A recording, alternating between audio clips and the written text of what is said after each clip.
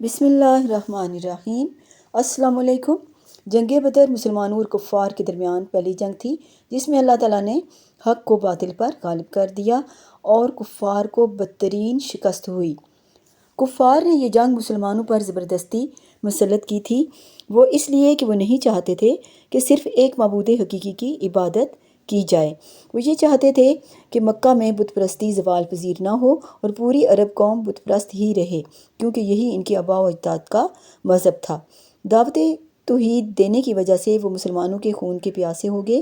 یہ صورتحال دیکھ کر حضور صلی اللہ علیہ وآلہ وسلم نے اللہ کے حکم سے مکہ مسلمہ کو ہجرت کرنے کا حکم فرمایا۔ چنانچہ مکہ سے تمام مسلمان ہجرت کر کے مدینہ پہنچ گئے۔ مدینہ پہنچنے کے بعد بھی کفار نے مسلمانوں کو چین سے نہ رہنے دیا اور ابھی انہیں نئی سرزمین پر منتقل ہوئے 2 سال بھی نہ گزرے تھے کہ کفار مکہ نے مسلمانوں کی مدینہ کی چراگاہ پر حملہ کر دیا۔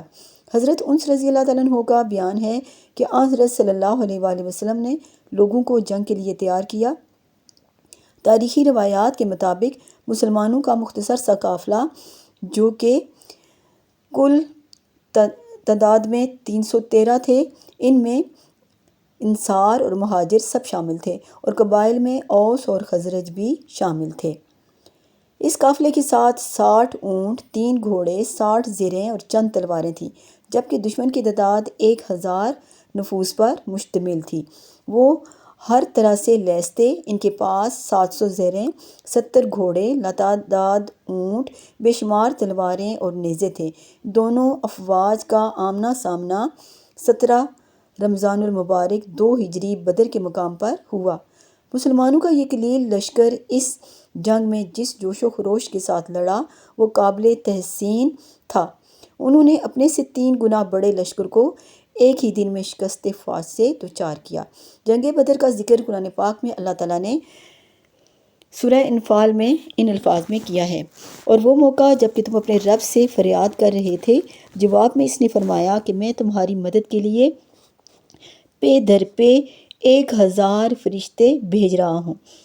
یہ بات اللہ نے تمہیں صرف اس لیے بتا دی کہ تمہیں خوشخبری ہو اور تمہارے دل اس سے مطمئن ہو جائیں، ورنہ مدد تو جب بھی ہوتی ہے اللہ ہی کی طرف سے ہوتی ہے، یقیناً اللہ زبردست اور دانا ہے۔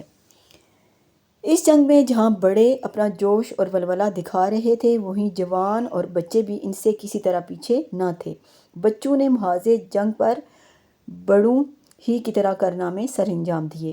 یہ نوجوان اپنے بڑوں کے شانہ بشانہ وسط میدان پہنچے اور ایک ایسا کارنامہ انجام دیا جو شاید بڑوں کے لیے بھی ناممکن ہوتا، کیونکہ ابو جہل جو کفار کا سردار تھا، تلواروں کے سائے میں، تیروں اور نیزوں کی باڑ میں تھا۔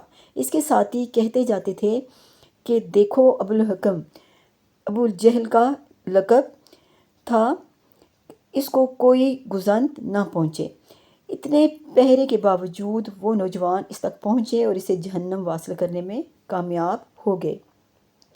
اس جنگ میں شریک ایک برگزیدہ صحابی عبد الرحمن بن عوف رضی اللہ تعالیٰ عنہ بیان کرتے ہیں کہ میں جنگ کے روز صف کے اندر تھا کہ دیکھا دائیں اور بائیں 2 نوجوان کھڑے ہیں۔ ان کی موجودگی سے میں بہت حیران ہوا۔ اتنے میں ایک نوجوان نے دوسرے سے چھپتے ہوئے مجھ سے آہستہ سے پوچھا، چچا جان، ابو جہل کہاں ہے؟ میں نے کہا، تمہیں ابو جہل سے کیا لینا ہے؟ اس نے کہا، مجھے معلوم ہوا ہے کہ ابو جہل حضور صلی اللہ علیہ وآلہ وسلم کو گالیاں دیتا ہے۔ اس ذات کی قسم، اگر میں نے اسے دیکھ لیا تو اسے زندہ نہیں چھوڑوں گا، خواہ اس میں میری جان ہی چلی جائے۔ مجھے اس نوجوان کی بات پر تعجب ہوا۔ ابھی چند ہی لمحے گزرے ہوں گے کہ دوسرے نوجوان نے بھی اسی انداز سے پوچھا۔ میری نظریں میدان کارزار ہی میں مرکوز تھیں کہ اچانک مجھے ابو جہل نظر آیا، تو میں نے ان نوجوانوں سے مخاطب ہو کر کہا کہ وہ رہا دشمن اسلام اور تمہارا شکار۔ یہ دیکھتے ہی ان دونوں نے شیر کی طرح اس پر حملہ کر دیا، پھر اسے خون میں لت پت چھوڑا اور حضرت صلی اللہ علیہ وآلہ وسلم کی خدمت اقدس میں حاضر ہو کر میدان جنگ کا واقعہ بیان کیا۔ آپ صلی اللہ علیہ وآلہ وسلم نے دریافت فرمایا، تم دونوں میں سے کس نے ابو جہل کو قتل کیا؟ دونوں یک وقت بولے، میں نے۔ آپ صلی اللہ علیہ وآلہ وسلم نے پھر فرمایا ذرا اپنی تلوار دکھاؤ۔ دونوں نے تلواریں دکھائیں جن پر خون لگا ہوا تھا۔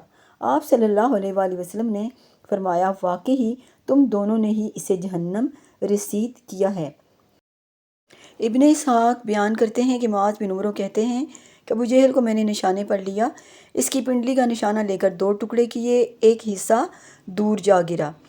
ادھر میں نے ابو جہل کی ٹانگ کاٹی، ادھر اس کے بیٹے اکرمہ نے میرا بازو کاٹا جو چمڑی سے لٹک کر رہ گیا تھا، لیکن میں اسی طرح محاذ جنگ پر ڈٹا رہا۔ آخر جب تکلیف بڑھی تو میں نے اس بازو کو زمین پر رکھا اور ایک ٹانگ سے دبا کر دوسرے ہاتھ سے زوردار جھٹکا لیا، جس کی وجہ سے وہ بازو میرے جسم سے الگ ہو گیا اور تکلیف میں کمی ہو گئی۔ اس کے بعد معوذ اس کے پاس پہنچے اور کاری ضربیں لگا کر اسے نیم مردہ کر دیا، بس صرف سانسیں چل رہی تھیں۔ اس کے بعد معوذ بھی بے جگری کے ساتھ لڑتے ہوئے شہید ہو گئے اور ابو جہل کا سر حضرت عبداللہ بن مسعود رضی اللہ تعالیٰ عنہ نے کاٹ کر حضور صلی اللہ علیہ وآلہ وسلم کی خدمت میں پیش کیا، جسے دیکھ کر آپ صلی اللہ علیہ وآلہ وسلم نے فرمایا یہ آج کے فرعون کا سر ہے۔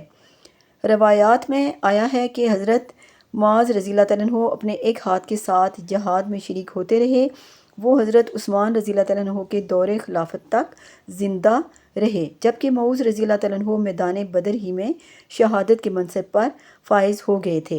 اس لیے ابو جہل کا جنگ کے میدان میں چھوڑا ہوا مال حضرت معاذ بن عمرو رضی اللہ تعالیٰ عنہ کو پورا ملا، مگر تلوار حضرت عبداللہ ابن مسعود رضی اللہ تعالیٰ عنہ کو ملی جنہوں نے اس کا سر تن سے جدا کیا تھا۔ آپ کو یہ ویڈیو پسند آئی ہو تو لائک اور شیئر کریں، سبسکرائب کریں اور کمنٹس باکس میں کمنٹس ضرور کریں۔ جزاک اللہ خیر، اللہ حافظ۔